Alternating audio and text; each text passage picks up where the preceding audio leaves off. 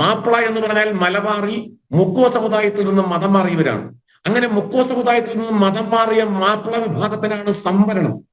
എന്നാൽ മുഴുവൻ മുസ്ലിം സമുദായത്തിനും, അതായത് യൂസഫ് അലിക്ക് മുതൽ ഇവിടെ ഇങ്ങ് താഴെ തട്ടിൽ കിടക്കുന്ന ഏറ്റവും അർഹതപ്പെട്ട മുസ്ലിം ഉണ്ടാവും അതിനകത്ത്, അവർക്ക് വരെ മുഴുവൻ മുസ്ലിം ആണോ അവർക്ക് മുഴുവൻ സംവരണത്തിന് അവകാശമുണ്ട് എന്ന ആ ഒരു രീതി ഇന്ത്യയിൽ കേരളത്തിൽ മാത്രമാണുള്ളത്.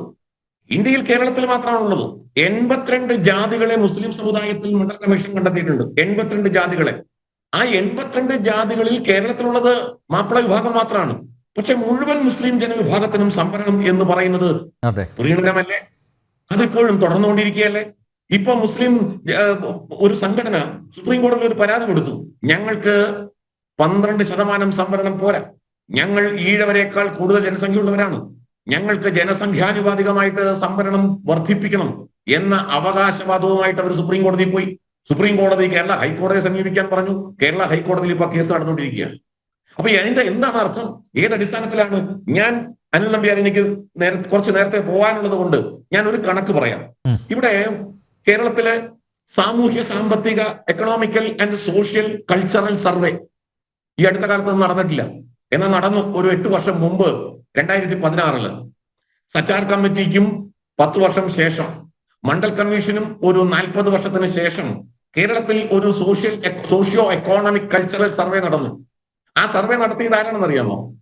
ആരും ചർച്ച ചെയ്യാത്തൊരു സർവേയാണ്, എല്ലാവരും തമസ്കരിച്ച ഒരു സർവേയാണ്. ആ സർവേ നടത്തിയത് CDS ആണ്, central studies for development, central development four studies, തിരുവനന്തപുരത്തെ CDS കേരള സർക്കാരിന്റെ ഒരു സ്ഥാപനമാണല്ലോ. ആ CDSന് വേണ്ടി നടത്തിയിട്ടുള്ള ഒരു പഠനമുണ്ട്. ആര് നടത്തിയ പഠനമാണെന്ന് അറിയാമോ? ആ പഠനം നടത്തിയത് KC സക്രിയ എന്ന് പറഞ്ഞ ഒരാളാണ്. അദ്ദേഹം വേൾഡ് ബാങ്കിന്റെ ഡെമോഗ്രാഫർ ആയിരുന്നു, യുണൈറ്റഡ് നേഷൻസിന്റെ ഡെമോഗ്രാഫർ ആയിരുന്നു, നമ്മുടെ ഏഷ്യൻ ഇൻസ്റ്റിറ്റ്യൂട്ട് ഓഫ് പോപ്പുലേഷൻ സ്റ്റഡീസിന്റെ ഡയറക്ടർ ആയിരുന്നു അദ്ദേഹം. ഇന്ത്യയിൽ ഇന്ന് ലോകത്ത് തന്നെ ജീവിച്ചിരിക്കുന്ന ഏറ്റവും പ്രഗത്ഭനായ ഒരു സാമൂഹ്യ ശാസ്ത്രജ്ഞൻ എന്ന് പറയാവുന്ന KC സക്രിയ 2016 അദ്ദേഹം കേരളത്തിന്റെ ഈ സോഷ്യോ എക്കോണമിക് കൾച്ചറൽ പോപ്പുലേഷൻ ഒക്കെ ബേസ് ചെയ്തിട്ടുള്ള ഒരു പഠനം നടത്തി. ആ പഠനത്തിന്റെ ഒരു കണക്ക്, ഒരു ചെറിയ കണക്ക് ഞാൻ പറയാം. ഏറ്റവും മോശം വീടുകളിൽ താമസിക്കുന്നവര്, മതം ജാതിയൊക്കെ തിരിച്ച് അദ്ദേഹം എടുത്തിട്ടുണ്ട്. ഏറ്റവും മോശം വീടുകളിൽ താമസിക്കുന്നവര് ഹിന്ദു 27.4%, മുസ്ലിം 16.4%, ക്രിസ്ത്യൻ 23.6%, ഹിന്ദുക്കളിൽ തന്നെ Ezhava 23.5%, Vishwakarma 35.2%, SC ST 52.6%. Car, bike, phone, TV, MP3, fridge, computer, micro oven, net എന്നിവയുള്ളത് ഹിന്ദു 34%, ക്രിസ്ത്യൻ 44.1%, മുസ്ലിം 33.3%. ഞാനിങ്ങനെ ഈ റെഡ് റേഷൻ കാർഡ് ഉള്ളവര്, ആ റെഡ് റേഷൻ കാർഡ് ഉള്ളവരുടെ കണക്കും നിങ്ങൾ കേൾക്കണം. ഹിന്ദു 34.8%, ക്രിസ്ത്യൻ 23.9%, മുസ്ലിം 24.3%.